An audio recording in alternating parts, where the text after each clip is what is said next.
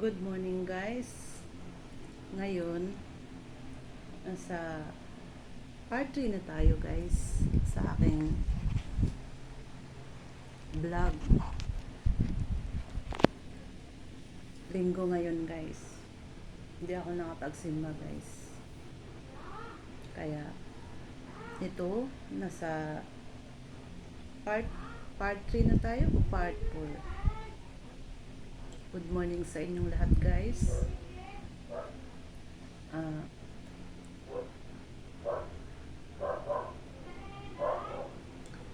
Ituloy natin ang kwento ko sa buhay ko guys. Sana hindi kayo ma-open. Nung malit ako guys, nalalaman ko na pinalaglag ako ng nanay ko. Pero hindi ako nalalaglag. Kwento ng mga tiyahin ko guys. Kasi anak kasi ako sa una. Anak ako sa pagkadalaga. Tinatandaan ko talaga guys, wala na sila yung mga tiyahin ko na kwento sa akin sa buhay ko. Kaya isi-share ko lang sa inyo guys yung pangyayari sa buhay ko, sa istorya ng buhay ko mula nung maliit hanggang tumanda. Ngayon may uban na ako guys. Ayun, masakit sa akin yun. Hindi ka na nga iniintindi ng magulang mo nung maliit. Tapos malalaman mo lang na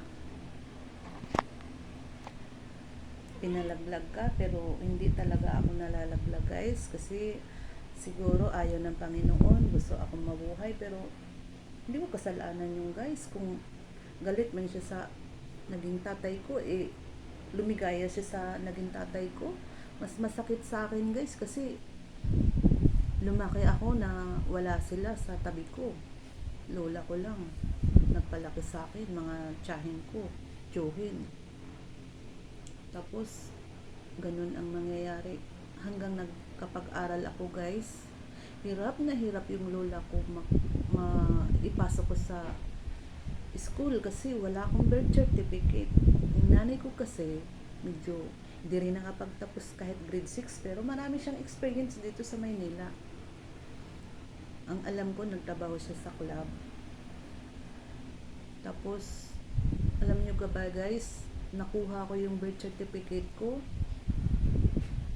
Nag-asawa na ako, nagkaanak na ako. Ang anak ko is high school na bago ko nakuha yung birth certificate. Siguro yung anak ko mga first year, yun, nakuha ko yung birth certificate. Nag-aral ako guys sa Cebu.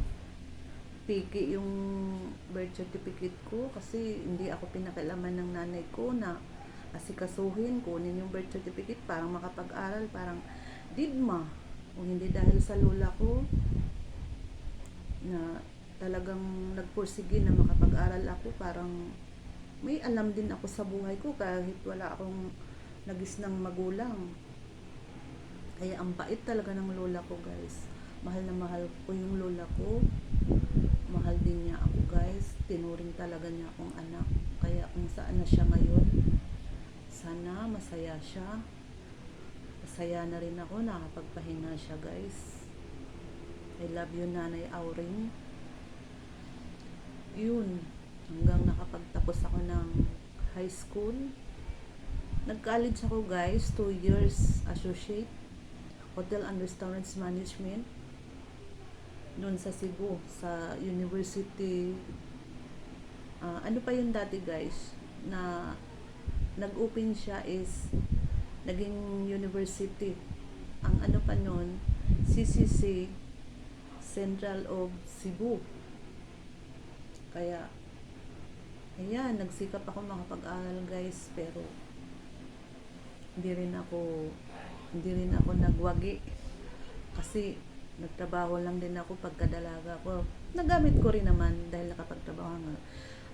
Pag asawa ko guys, di na ako nagtatrabaho. Yun, ibalik ko lang nung high school life din. Tapos nung maliit ako, gapang ako sa hirap guys. Kumakain ako ng kamuting kahoy. Hahanapin pa namin sa bundok. Yung alam nyo yung tanim ay yung ihas ba sa tawag nung kamuting kahoy? Dahil hirap na hirap talaga. Yung lola ko nandito yun sa Maynila sa anak niya. Tapos ako lang naiwan. Yung kapitbahay ko wala ding makain. Wala akong mahingian kahit kamag-anak. Kasi hirap din yun. Galing yun sa bagyong Bising. Naalala nyo yun guys? Ayun. Ating gabi makakain ako dahil kukudkurin ko pa yun guys. Tapos walang asukal kahit asin. Kaya medyo may sakit ako na ulcer guys. Dahil sa gutom. Tapos yun, naranasan ko yun guys.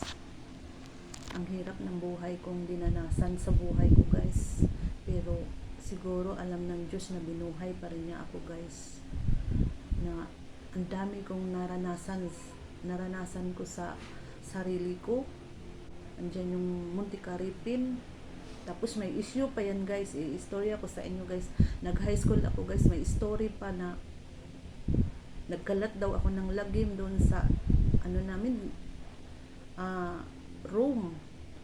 Nagkipag-date daw ako. Tapos may naiwan daw na panty doon na pangalan ko.